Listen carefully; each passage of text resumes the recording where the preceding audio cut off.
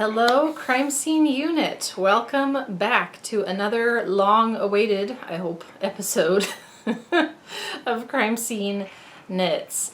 Welcome. If you are new, thanks for stopping by. This is a show called Crime Scene Knits that is not about crime scene. It is about knitting, crocheting, making, crafting, reading, coloring, painting, and pretty much any sort of creative endeavor that I am interested in. And to my returners, welcome back. I'm so glad you guys are here. So I've been wanting to film, and I have been sort of accumulating progress on my projects to show you guys, to film about.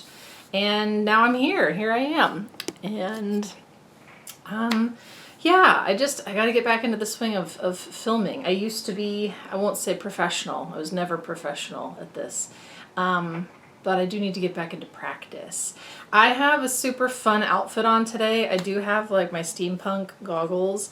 It's been a long time since I dabbled in cosplay, and this morning, for whatever reason, I was trying to style my finished object, my Secret Forest MCal from Paper Daisy Creations, and I just thought, this looks kind of Aviator almost, because I've got a really overemphasized scarf, pretty much.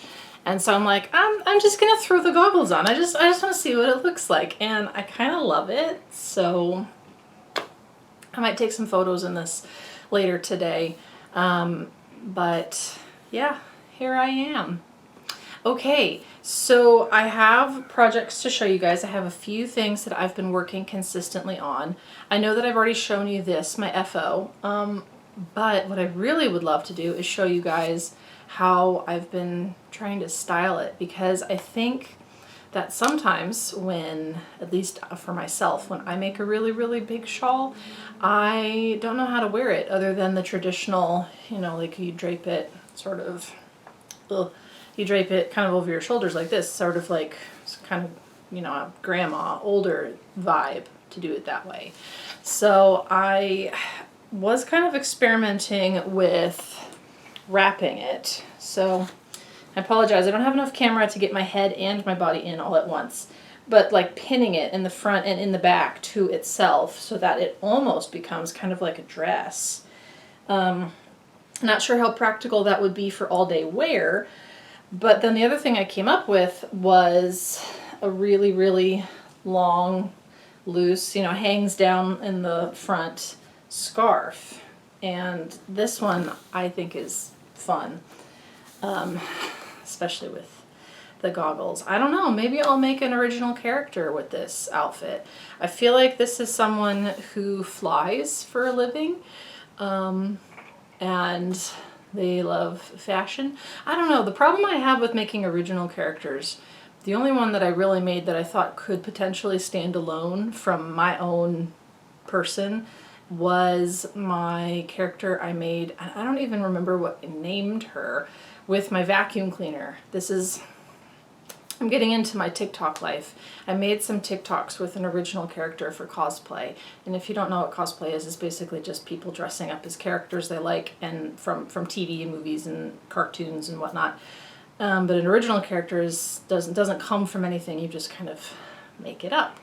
And I made up a character for Ghostbusters sort of world because I had this really wonderful old vacuum cleaner. It is a Filter Queen from like, I want to say the 70s. And I thought, well, this looks like one of the ghost entrapment devices that they had. So I made a whole character up where I had this sort of like sentient, haunted vacuum cleaner, and I was a wannabe Ghostbuster. Actually, the more I talk about it, the more I think maybe I should get back into that. Everything comes in cycles, I guess. But that was a tangent. Wow. I guess I am chatty today. So yeah, I find that when I'm trying to make characters, I have a hard time separating my knitting from the character, because all of the, I won't say all, but a lot of the fun outfits that I make and like different, I guess, fashion designs that I do, I make them in order to incorporate my knitting into my daily style. So yeah, that was a tangent that I was not thinking I was going to get onto today. I actually took notes today, so I think I gotta bring it back in. I hope I don't bore you guys with my exuberance over stuff that I don't even think I told you much about. I really don't do much about cosplay here on the YouTube. And I did only a few videos of it on TikTok, and I loved it, but it was a lot to handle filming on TikTok and filming for YouTube, and I got a little burnt out. And also, there's a lot of really weird men on TikTok that found me when I was doing my cosplay. I guess I was accidentally sexy, and that kind of scared me away from continuing to participate, but maybe they're all gone now. I don't know.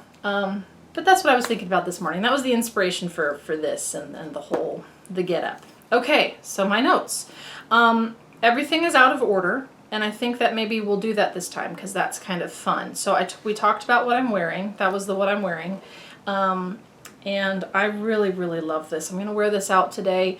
I guess we'll jump to Ravelry pages. That was a segment in my notes because I'm trying to be better about actually doing them.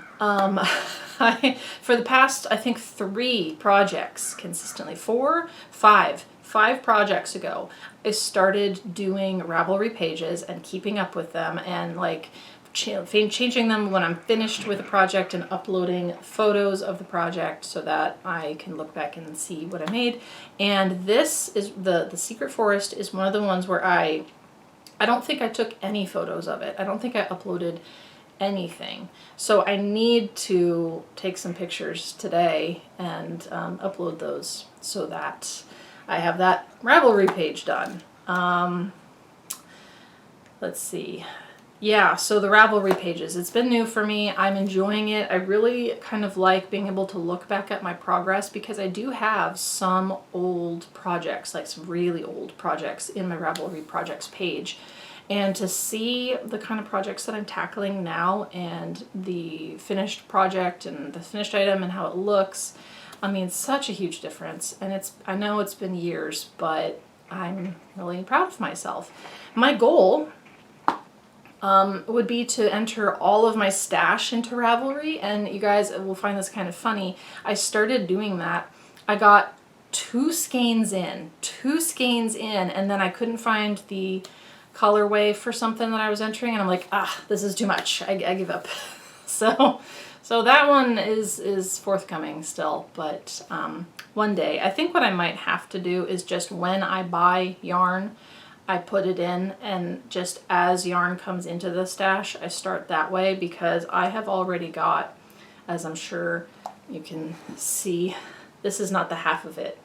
When I tell you this is not the half of it, I have a very healthy stash. So that's somewhere in the distant future as a goal for me.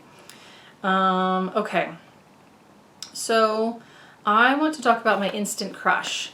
That is the sweater pattern that I am working on. It is by Joji Locatelli, who is fabulous and wonderful and just such a powerhouse of creativity.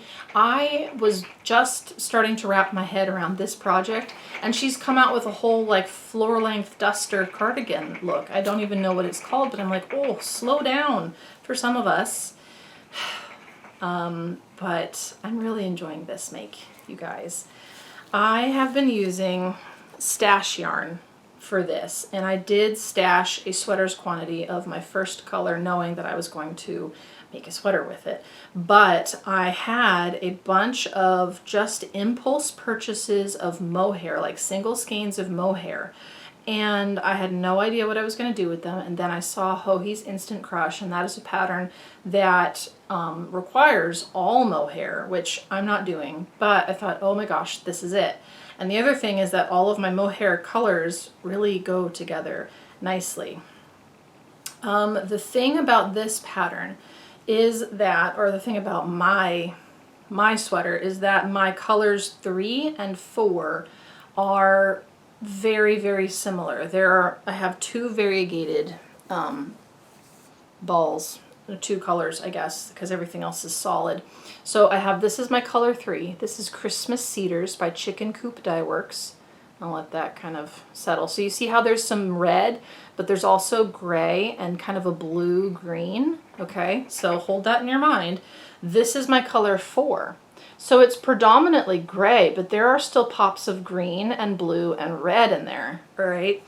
So what has been happening as I've been working with colors 4 and then kind of bleeding back into color 3, and I'm about to get back into color 2, which is this really, really bright green. Y'all can't really see the pattern super well.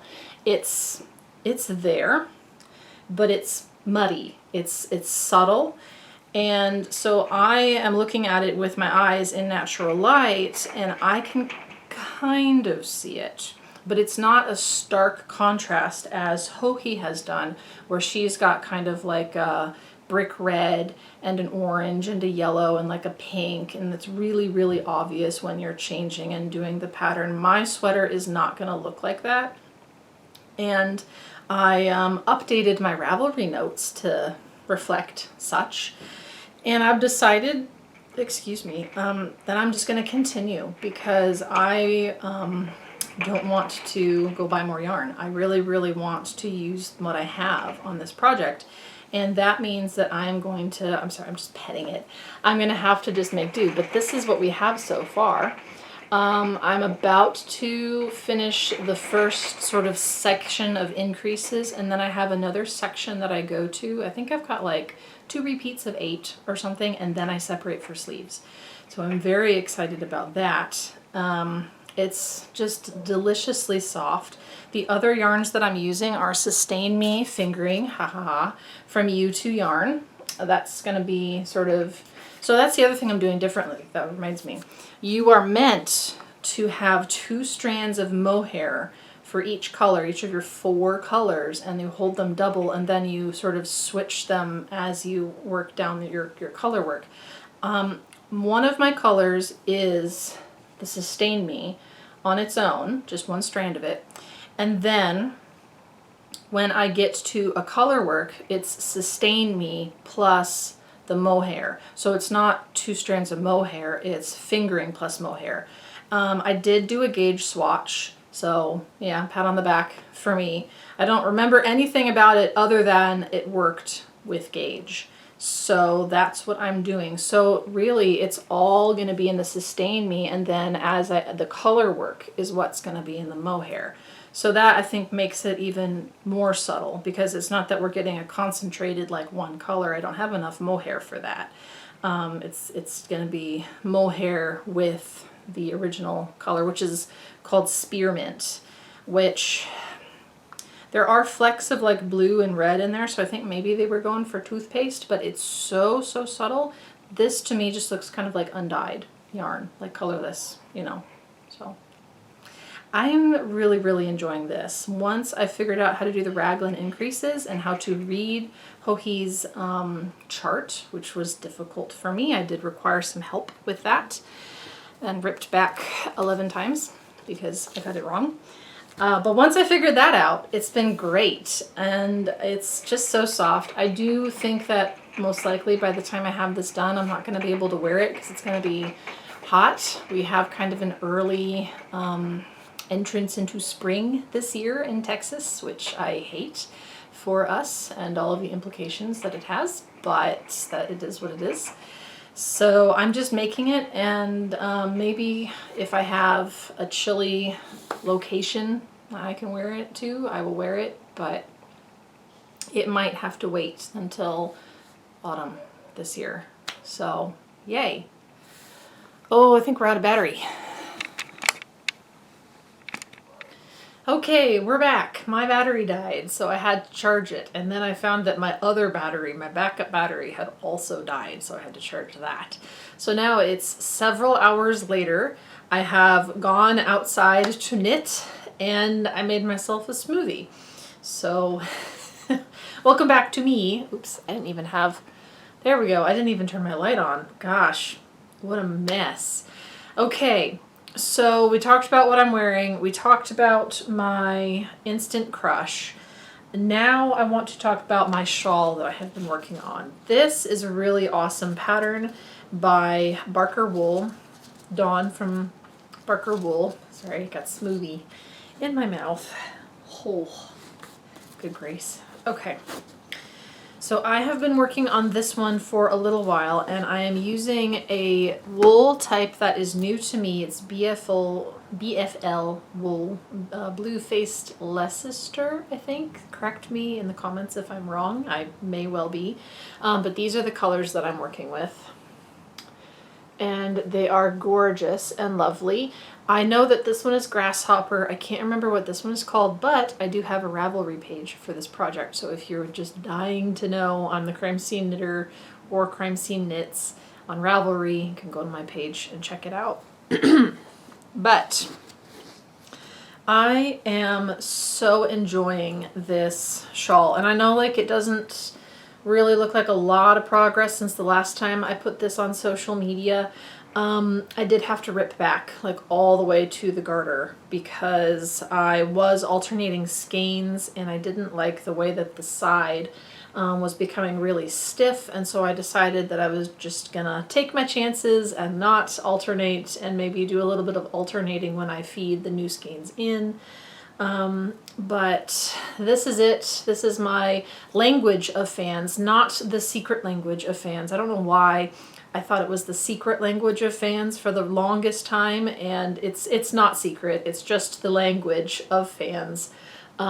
It's such a gorgeous color combination.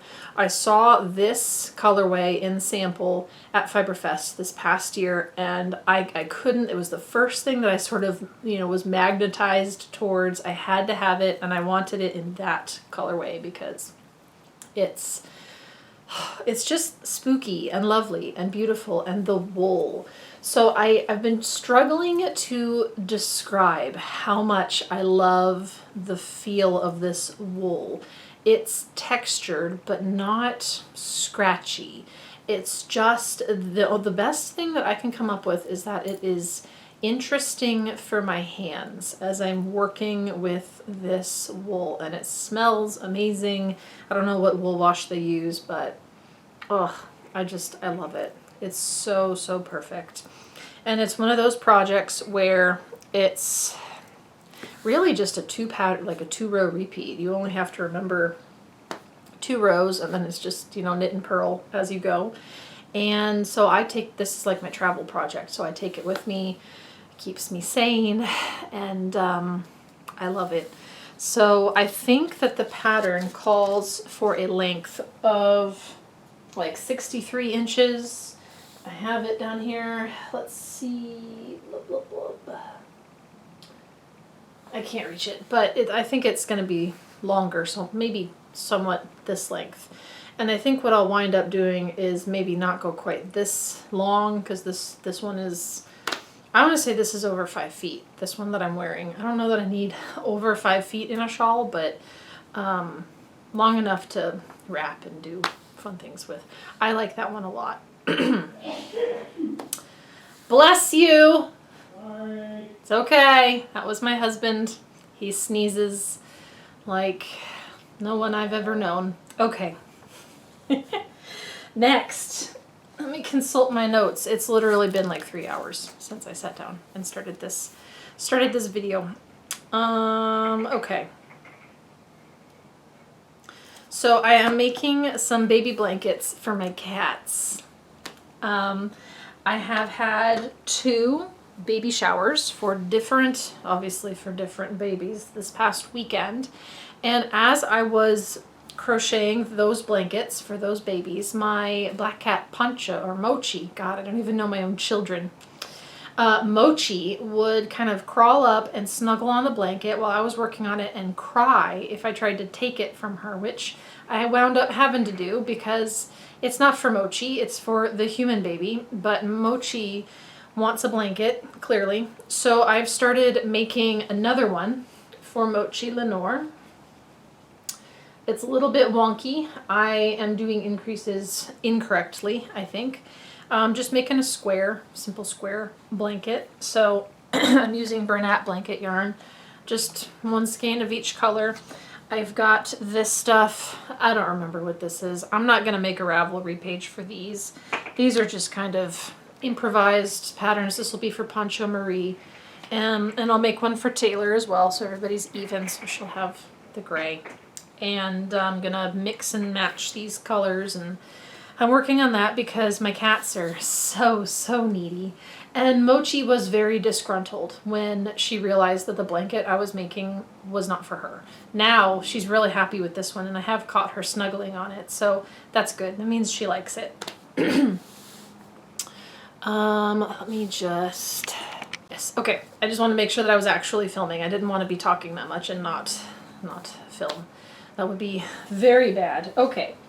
So those are the projects that I've kind of got my hands on most right now. I know I was working on my Flames sweater for a little while. I've set that one aside again. I think I'd like to maybe pick up again on another project that went to go die in my whip pile that I got mad at. The Anna T by Sarah Stark. I have the pattern notes here, so I could remember what it was called. And I got mad at this one because I don't know Intarsia. And I needed to in order to do what I wanted to do. What I'm thinking about with this, and I have not started it, is that I'm going to cast it back on, and I've got, oh, this just gorgeous, lovely La Bien-Aimée. I really do need to pick this up again. But I'm using the colorway Pyogo, and they're super sock. And I have some stash yarn that I was going to use as contrast. And my original plan, that has failed soundly, was that I wanted to have my Pyogo colorway that did I show you guys? I think I did. Yes, I held this up. This is Pyogo. Okay, so that was going to be my main colorway, and I wanted that for the body of the tee. But I wanted my super duper hot burn your retinas off green, like, yeah, the camera can't even capture, it's blowing out, but for the sleeves. So my genius plan was to carry this all the way around the body and then work the sleeves in it, but it looked like a lawnmower ran over it. Like, it didn't look good. It looked bad. So I got angry and I tore it out and learned that what I really needed in order to execute that vision was a skill level in Intarsia knitting, which I do not have. So I have decided that in lieu of that, I will make the Anity with the one color until I get to the sleeves being separated, and then I will do like a stripe of the green and maybe a couple of rows of the other one. I have a pink in here that I was thinking about incorporating, like cuff in the bottom of the sweater as well. This is also stash. I think that the green and the pink are blue fiber yarns. I have since lost the ball bands, so oops.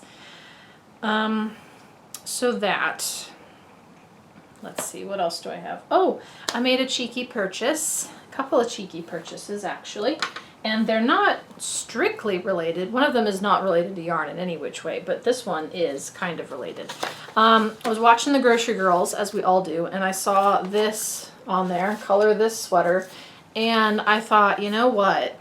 That's not a bad idea to plan out the color story of your sweaters prior to the knitting of them. So I bought it. I was influenced, I'll admit freely. I went ahead and I started just sort of playing around with a couple of color stories, like that green kind of springy floral one. I really wanted to play around with super neon yellow, like really hot green, hot yellow. So I did some sweaters in here where it's the same colors, but it's just different placement and how much of each, there we are, how much of each color are in the sweaters. And I learned some things. I learned that hot yellow on the cuffs and as a really, really small accent is nice, but hot yellow as the body of the sweater looks like a banana, which is not what I wanted. Also, this one's banana. It looks a little too banana for me. That's like a fruit thing. But This one with it was just a little bit of yellow, also good. So I am really already getting value out of this. I ordered mine. I was bad. I ordered mine on Amazon because I knew it would be a little bit cheaper. I think I paid like $9 for it, and I know that if you purchase it through the Grocery Girls, it's probably a little bit more expensive. Sometimes I buy things from Amazon because this is the dystopian world in which we live. I did another sweater, and this one I'm actually thinking of. The yarn crawl is coming up in April, and I'm very excited, and I'm thinking about getting yarn for this type of a sweater that has sort of a new growth green, sort of a, what's the word? It's kind of a yellow green almost, and then like a blood orange, red orange for color work.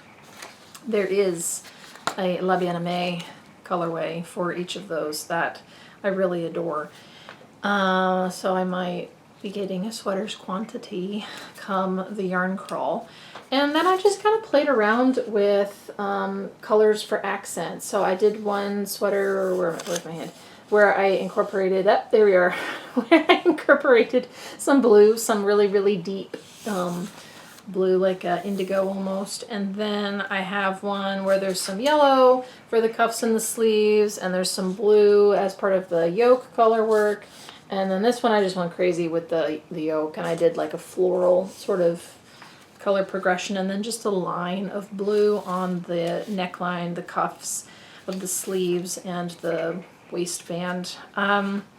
Definitely really love this concept because I like being able to pick a grouping of colors that I have an interest in and just playing with them, and just because I'm very visual, I need to kind of see what is that going to look like on, you know, like a body form. I will say this though, I know that this is made for and marketed to sweater knitters, and I wish, like, they've got a lot of really beautiful sweaters that have all over color work, which is great. Like, you know, a lot of us make those, and there's stripy sweaters and there's cardigans and things that just have a little bit of color work here and there.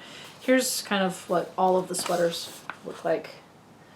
I would have liked to see, because a lot of the sweaters that I knit and that I see other people knit are color work, where it's color work just on the yoke.